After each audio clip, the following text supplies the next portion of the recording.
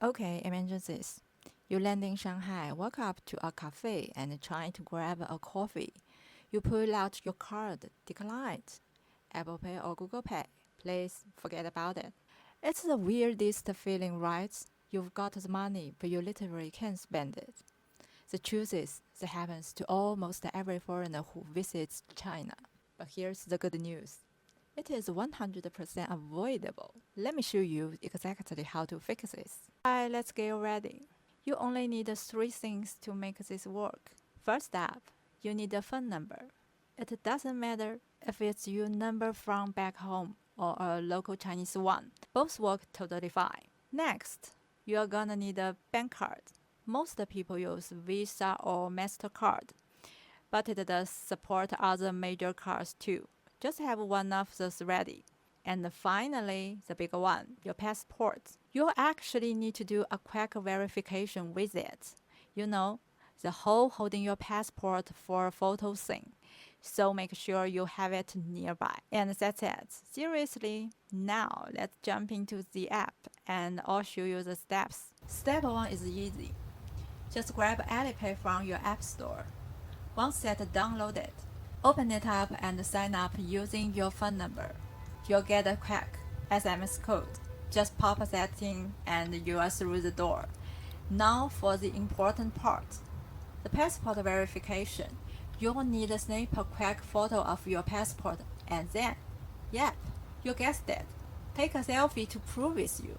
It honestly only takes a few minutes of them to verify it. Finally, let's link your card. Just type in your card number. Follow the prompts on the screen and boom, you are all set. Your Alipay is officially ready to go. 10 minutes. That is all it takes. Do this before you fly, not after you land. So, what can you actually do with Alipay? Honestly, pretty much everything. Heading to the subway, just tap your phone at the gate and you're through. Grabbing a snack at 7-Eleven, just a quick scan and you're done. Need a ride? You can call and pay for a DD taxi right inside the app. Oh, and those colorful shared bags you see everywhere, Meituan or Hello Bag. You just scan them to unlock, ride, and pay all in one go. The bottom line is, if a merchant has a QR code, which is basically everyone, you can pay. This covers like 90% of everything you ever need to do in China. A quick hands up. There are two things you should know, and they are pretty important. First, you can use Alipay to transfer money directly to another person, like sending cash to a friend, unless you have a local Chinese bank account. And second, since you are linking your own card, you won't be withdrawing cash from the app either. Now, what about WeChat Pay? Honestly, the experience is pretty much the same. Scan, pay, move on. Most shops take both, so you are covered either way.